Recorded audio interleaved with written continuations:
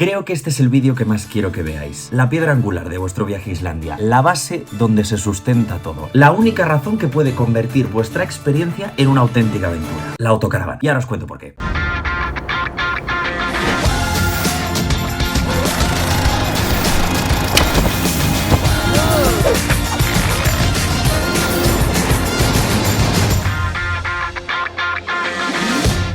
Te alojes donde te alojes, Islandia es un país en el que probablemente pases más tiempo conduciendo que incluso durmiendo o visitando algún sitio. Y pensaréis, bueno sí, pero es mucho más cómodo a lo mejor alquilar un coche, un todoterreno, y luego pasar cada noche en un Airbnb, un hostal o un hotel distinto. Es cierto, pero también es verdad que la autocaravana es mucho más barata y te da una libertad de movimiento increíble. Pensad al final que Islandia es un país que tiene kilómetros y kilómetros de paisaje inhabitado, inhóspito. Pero ¿sabéis qué es lo que sí que tiene por encima de cualquier cosa? Aparcamientos. Aparcamientos públicos. Hola. Incluso algunos con un código QR te ofrecen o te dan la posibilidad de poder dar un donativo que normalmente va al Estado o al dueño del aparcamiento para que pueda mantenerlo. Y además la mayoría de todos tienen baños públicos. El baño está de puta madre, la verdad que lo ha usado poca gente. Ya si queréis aspirar a algo mucho mejor, podéis pasar la noche en campings más profesionales. El dueño por lo general suele pasar a última hora de la noche o a primera hora de la mañana para cobrar lo que es el aparcar allí. Y tienen sus instalaciones una ventaja que probablemente echéis mucho de menos en función de la autocaravana que pilléis. Duchas. Pero claro, insisto, todo depende del tipo de vehículo en el que queráis ir. Normalmente suelen ser tres, los principales, por así decirlo. Dejadme que os los cuente. Tenemos tres tipos principales de autocaravanas y el más importante, el que más se utiliza es el famoso, el conocido como furgoneta adaptada, que fue el que alquilamos nosotros. ¿Cuáles son las ventajas de esa furgoneta adaptada? Esta es la realidad de la autocaravana, chavales. Has bebido mucho esta noche. Escupe, escupe. Ay, muy bien, muy bien.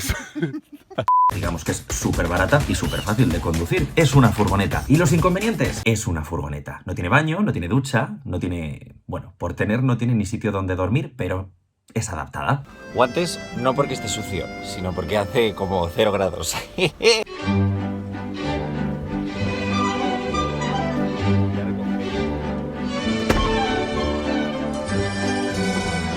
Y os preguntaréis entonces, ¿qué hacer si queremos ir con el baño a cuestas? Acceder al segundo tipo de autocaravana, la camper. Es como ir literalmente con una casa de 4 ruedas. ¿Cuáles son los inconvenientes? Todo lo demás, más cara, más pesada, más complicada de meter en cualquier sitio en Islandia, teniendo en cuenta que el 90% de las carreteras en ese país no están ni asfaltadas.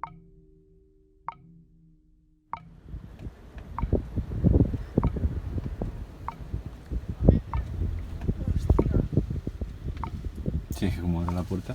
Ya, no, es que no lo había pensado.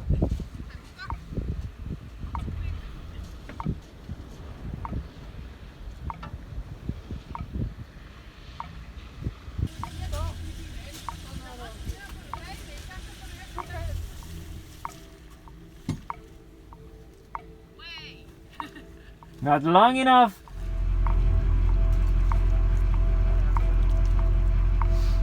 No, ella ha dicho que no, ¿eh?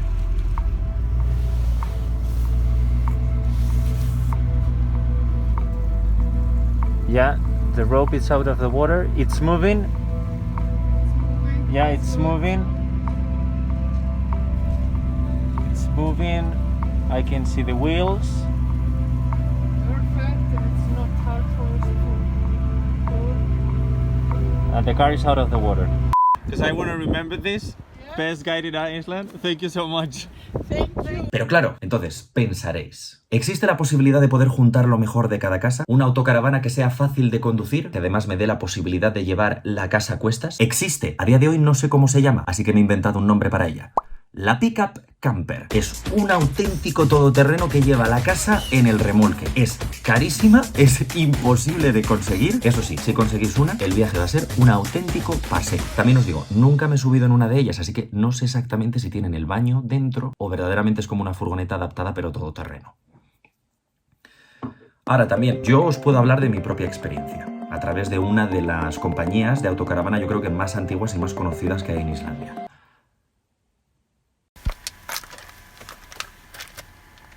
He de decir que la segunda noche tuvimos un ligero problema con la calefacción, se nos estropeó. Septiembre, menos 10 grados probablemente por la noche, entonces era un problema que necesitaba una solución con bastante urgencia. Y sí que es cierto que llamándoles nos lo resolvieron con bastante facilidad, nos tuvimos que desviar un poco del camino para quedar con un mecánico y el tío la verdad que majísimo, o sea, nos lo arregló en apenas una hora, pero sí que es cierto que hablando con él nos reconoció que la mayoría de autocaravanas que había tenido que arreglar eran de esa empresa. Las empresas más conocidas fuera de lo que es el terreno islandés tienen también unos vehículos bastante más antiguos, que normalmente suelen estar 7 meses sin parar. Nosotros en 8 días nos hicimos casi 2000 kilómetros. Los años para este tipo de vehículos pasan más rápido que para otros. Entonces, mi recomendación es, 1, que si podéis intentéis alquilar esa autocaravana a través de la web oficial. Intentad buscar aquellas que no sean tan conocidas, yo creo que ahí sí que podéis encontrar las verdaderas gangas y vehículos al final en mejor estado.